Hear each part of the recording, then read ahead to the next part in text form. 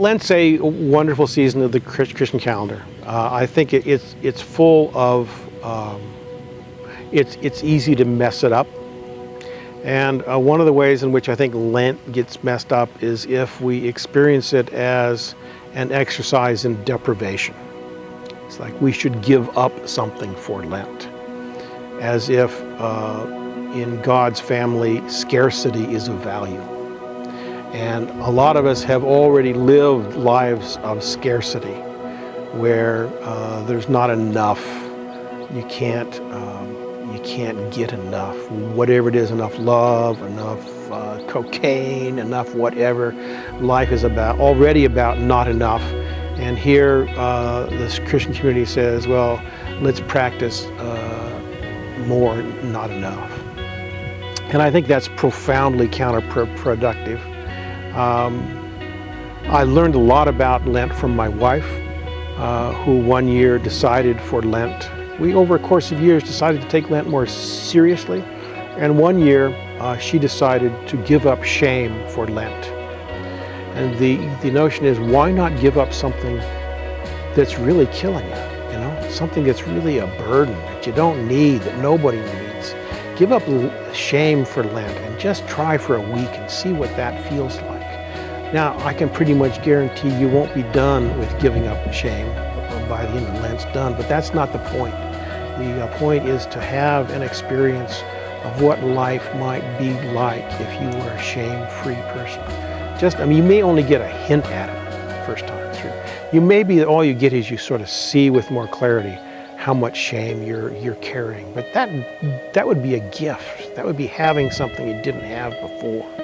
And if there is any sort of dynamic of hope for living with less shame, that'd be a lot to show for a week, I don't expect a lot to happen in a week. I used to pray for that God would let me have problems that could be solved in 2 weeks intensives or 1 week kinds of stuff. And all my stuff is like long-term slogging through it kind of stuff. But Lent's a good practice. It can give you a sense of hopefulness. Maybe all it will give you is this sense that I don't have the power to get rid of this by myself. Well, that would be a huge gift to walk away from.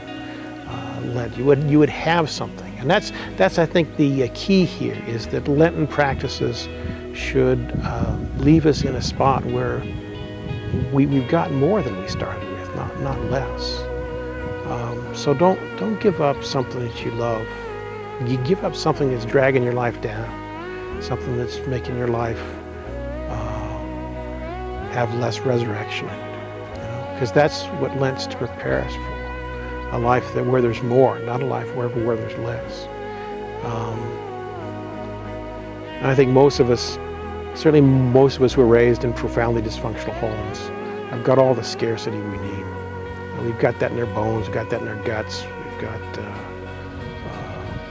we never feel like we deserve much of anything. And so make Lent a time to experience some of the richness of God's love for you.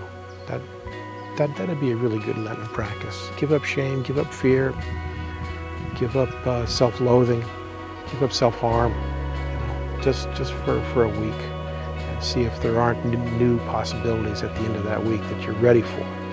It makes you ready for Easter. Things actually could be different. That'd be a good thing. If you just get deeper into scarcity, it's going to make you ready for doing more of the stuff you're already doing, probably. Living a life of scarcity. And it's supposed to prepare you for more rather than less. The whole spiritual practice of confession, I think, is like that. It opens you up. It doesn't feel good to be opened up. But it's like that text in Ezekiel about God taking away your stone heart and giving you a flesh heart. It opens you up to live in a different kind of way in life, a more ready for resurrection kind of life. That's a good thing.